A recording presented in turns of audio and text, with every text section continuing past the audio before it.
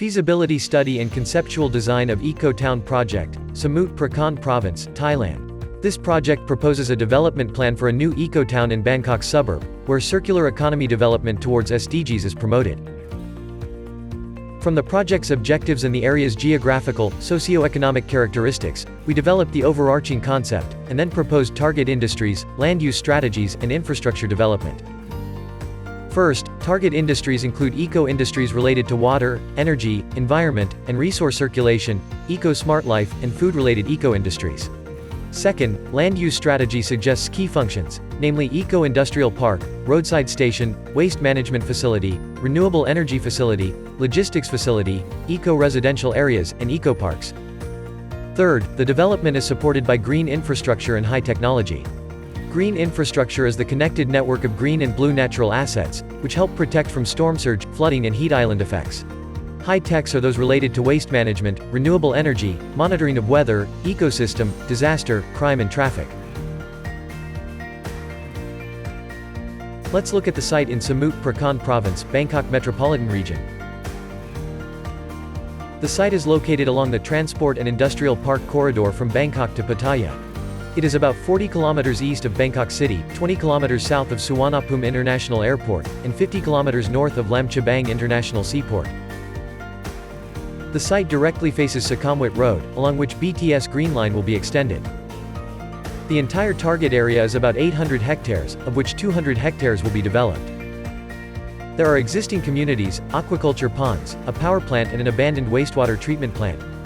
There remains valuable ecosystems like mangrove forests, the sea, tidal flats, waterways and aquaculture ponds. Yet severe issues such as storm surge, flooding, environmental destruction, and inefficient land use remain. If no action taken, these issues will get worse and the site will eventually become a gigantic dump site. This project will solve critical environmental issues, enhance safety and resilience by green infrastructure and high techs, boost land use efficiency.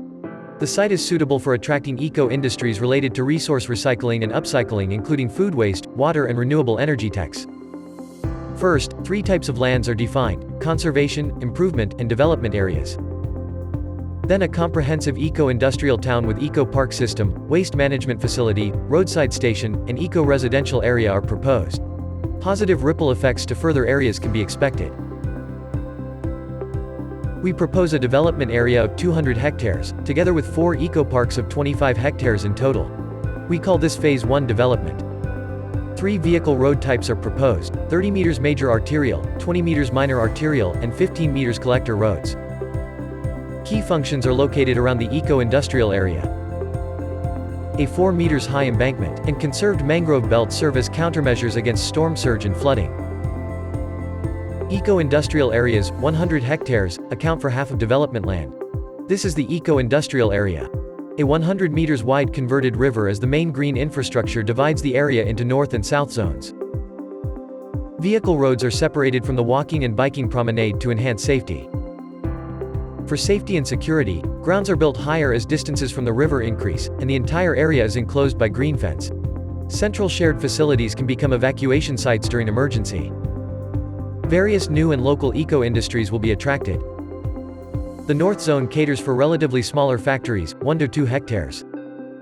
While the south one accommodates larger ones, 2 to 4 hectares.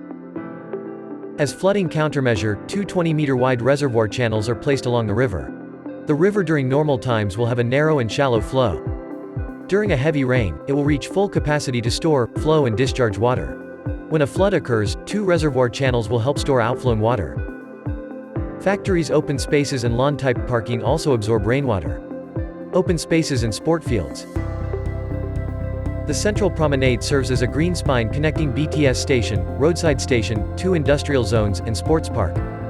Commercial and services facilities are conveniently located. Next, the Waste and Energy Circulation Hub. This hub supports resource and energy circulation. The key concept features waste to resources, waste to upcycling and waste to energy. Incineration plant, biogas, paper and plastic recycling and material recovery facilities are placed along a central road, and wastewater treatment plant along the riverside. Parking, green spaces, reserve land are also planned. And all buildings are connected. This is the incineration plant, where 400 tons of garbage per day is burned to generate 5.8 megawatts electricity, about 40% of power need in the eco-industrial area. The rest is covered by solar-generated electricity and grid power. A 80 meters high observatory is built around its chimney to offer 360-degree views of wide areas. The roadside station zone. This zone is directly connected to BTS station and has 2 wings. The buildings are on stilts to adapt to flooding. The ground floor is for transport, parking and energy station. The second floor is for cafe, restaurant and upcycle goods shop. A bicycle rental bay and a recyclable bottle deposit machine corner for residents are provided. Passenger cars and trucks are separated horizontally, and people and vehicles are separated vertically. Vehicles using electricity, hydrogen, gasoline fuels can recharge here.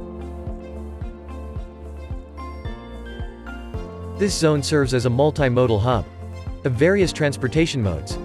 For convenient civic and industrial usage, vibrant commercial activities will boost up liveliness and attract people from near and far. The 2 eco-residential areas, 22 hectares.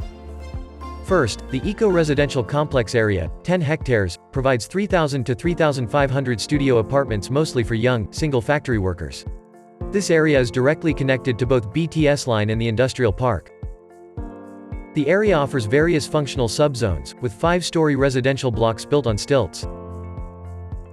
The north-south axis connects a gateway square to open grounds for gym, skateboarding and dancing, to a lakeside lawn and amphitheater. Second, the eco-single housing area, 12 hectares. This middle and upper middle income area provides 300 to 400 detached houses for mostly factory managers and family. 4 community parks connected by a central promenade serve as community and evacuation spaces. Plot sizes range from 200 to 400 square meters, building coverage ratio 50 to 60%. Laid-back ambience. Community gardens. Hill-typed community parks. The eco-park system of 4 parks, for environment education, recreation and sports. Park A, the Central Eco Park. This park provides spaces for events, various forms of exercise and kayaking. 2 artificial hills, 5 to 10 meter high, are built by construction debris, similar to Morinuma Park in Sapporo, Japan, and will be used as evacuation places during flooding or fire events. Various forms of recreational, physical training activities can take place. Park B, the Sports Park.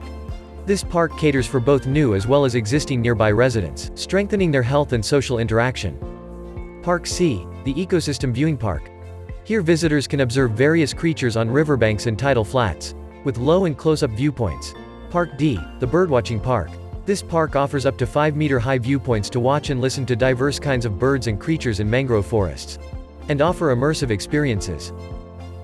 So, you have seen our proposal for a future eco-industrial town in Samut Prakarn. Once Phase 1 has been successful and safety and value ups of the site have been confirmed, Phase 2, 140 hectares, could be implemented, including logistics center, solar farm, wind farm, and seaside high-end housing area.